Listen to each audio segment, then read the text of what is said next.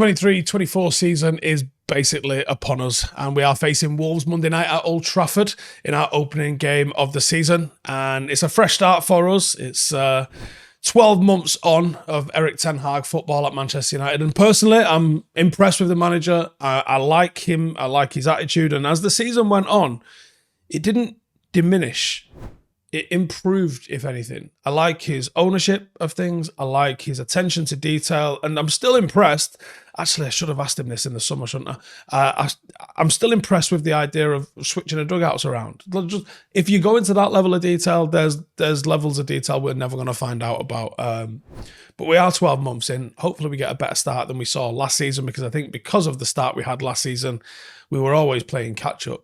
You get a good start in this season, and maybe City over-celebrate a little bit in the summer about the 115 charge treble that they won. And Arsenal fans who are already talking about Champions Leagues and all sorts after they won the Europa, what was it called now? Community Shield, Charity Shield. The pre-season friendly opener, I think. So the Arsenal fan pressure is probably going to be a bit too much for that Arsenal team to handle, because I don't think they're that good. I don't think United are certainly not favourites for the league in any stretch of the imagination. But all I say is I think they are capable of taking advantage if Manchester City don't quite do what they should do. They just have to be there to take advantage if that's the case. So, like I said, one of the biggest fear for me going into this season, previously as well, is the unpredictability that surrounds us. Always going optimistic, but you never know what you're going to get. And ultimately, it was a massive never know what you're going to get last season with Erik ten Hag in his first season, and we got a bit of a shoe-in. There's no way that Erik ten Hag hasn't learned from that. And I do expect Manchester United to come out of the gate swinging. I think the signings that we have made so far and the ones that I expect us to make have been very astute. I think the improvement in the squad since he's taken over has been absolutely ridiculous. And the future looks more assured than ever before.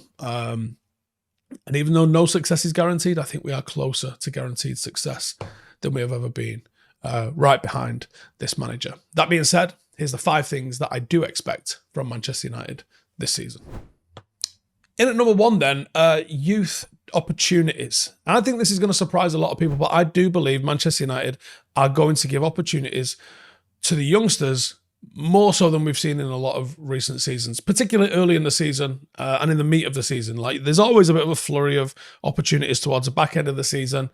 I don't necessarily think we're going to see that. I think you're going to see Diallo, maybe Palestri if he sticks around, Alvaro Fernandez for sure, and Kobe Mainoo I think will be the big one that we start to see. But you might also see Kovar, and you might even see a little bit of Dango. Players that I think are going to get opportunities in and around the first team this season, obviously providing that they don't go out on loan. And I think what they can provide this team with, apart from competition in training, is just a decent array of backups, enthusiastic backups that are not going to turn their nose up at the opportunity to come off the bench for 5 minutes. Players that are going to push the first team players because they'll know that, hey, mate, if I get that opportunity, you better believe I ain't letting it go.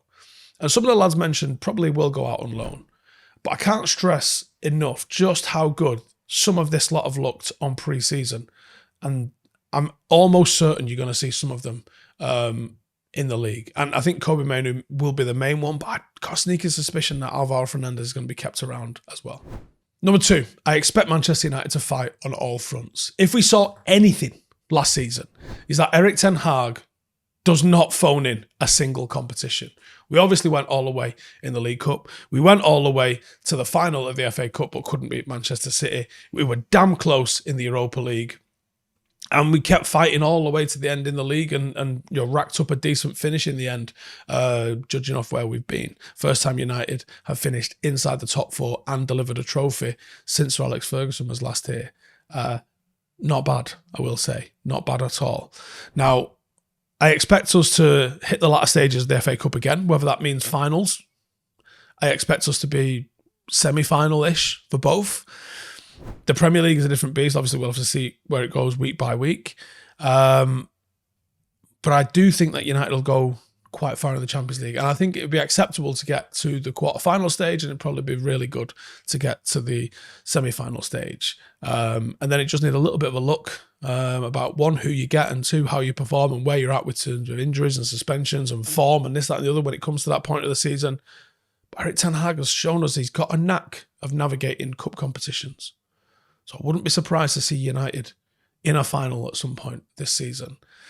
And we were quite lucky to go so long without a major injury crisis. We did have a lot of injuries, but not really a crisis at any stage. And we did probably drop points towards the back end of the season because of the number of injuries that we had. And obviously that injuries being to certain key players. Varane has spoken recently about the number of games played in the season, but we got to do it. And I think Ten Hag attitude towards it is also, we will do it. And I think that's why you're seeing the likes of Mount brought in and Eriksen kept around and Amrabat wanted and Mainu as part of the team, and why you have got Victor Lindelof and why Johnny Evans has been signed, and maybe why you might look to another centre half as well. We're still weak in the striking position, but I do think that there's opportunities out there for United to improve that sort of stuff. Maybe it's through the youngsters as well, but I would expect this team to be able to go on and compete. We did it last season with a World Cup in the middle, which I don't think people are really taking on. But I do expect Amrabat to be part of this squad very soon. I think he'll give us some cover and some reinforcements, and it could really steady the ship when it comes to that meaty part of the season when games are coming thick and fast. This team's going to go and compete. Number 3, flexibility. I've spoken about this a lot. I've done probably a couple of videos on it this week talking about the tactical flexibility and fluidity that United have got. But we look like a side that is capable of adapting to different situations in games. And pre-season was a big learning curve where we looked at all sorts of different ways that we could do that.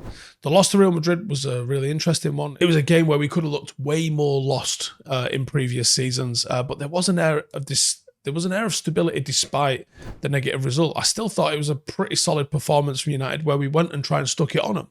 And that's what pre-season's all about. You can't really care too much about the result. It's more about, well, what was the performance? And I thought the performance was pretty good. Onana, Mount and Mainu obviously still going to be adapting to the new teammates, the manager's instructions. And as usual, some of the first team are getting back up to speed. I think he looked better against Lens, but he's obviously still getting back up to speed. Casemiro looks like he's not quite at the right kind of pace yet. So I think we will get there. And I've seen a lot of flexibility. The Lens match especially, we saw a lot of tactical flexibility where big changes were made at half-time, but no changes were made to the personnel. So the players just adapted at half-time. And I think that tactical flexibility is going to be massive for this side. It was a great sign. I think you got the players and you've got the coaches that are able to go and execute different sets of instructions, and that could be massive for us. Number 4, consistency. Now, we know this team is capable of going on runs. We know this team is capable of stacking up good results back to back, and for multiple reasons, the players that we've brought in, the players that are adapting, a successful pre-season. There seems to be just one sort of trajectory towards consistency for me. And I think one of the reasons that Mount and Onana are going to make quality additions is they've been involved in consistent and deep and long campaigns. Both of them have gone to Champions League finals. Both of them have had very good individual Champions League campaigns. Mount was an incredibly key player for Chelsea when they won it. And Onana was a ridiculous asset to Inter Milan in their journey towards the final. Long story short, we've brought in players with pedigree in the Champions League, in the big competition. That's going to help us with consistency. We've really established a spine in the team right now, and I think the dynamics between all of the different players that we've got, you've got players who have won the Champions League and gone deep in the Champions League, littering the squad right now. And I think that will improve more as the team unity improves more. And number 5, we're going to close the gap. Will we close it entirely? Realistically, no. But I think the gap will shrink. It's no secret we're behind Manchester City, and I expect us to still be behind Manchester City by the end of the season. All we can do is get closer. We have to start closing the gap, and we have to do it consistently. I'm not talking about doing what Liverpool have done, one league and then go fuck yourself, or what Leicester did, one league and then get relegated. You want to be able to sustain a campaign where you get closer, overtake them, and then stay there. That's what you're wanting to do. You're not wanting to win one league and then just like bask in the glory of that and forget bothering your ass next season. I don't believe we've got the manpower or experience right this second to be able to truly compete with the machine that is Manchester City. Now, in a one-off game, can we beat them? Of course. Can we beat them to the final in a different cup competition? Of course. Can they have a bit of a skid, maybe over-celebrating the treble, and can we take advantage of it? Of course. But if you're being very real, you can't say Manchester United and Manchester City are the same beast, because we're just not. You just got to be in the mix in case City slip up. So if you win the other 36 games in a league campaign and lose to City twice, you will be champions. I guarantee it. So you don't necessarily need to be better than City. You just need to be better than City over the course of the season. And that's achievable with consistency. You will close the gap with consistency. And we do have it in us. Again, to close the gap rather than just straight up overtake them. We saw flashes of it last year. I think playing every 3 days really took it out of us. And hopefully it's a little bit of a kinder schedule this year, although there is another Euros come the end of this year. But the Premier League is our bread and butter. That's what Erik ten Hag is going to be judged on. Although I think if he came 6th and won a Champions League, it'd probably be all right. But we do need to see a performance in the league.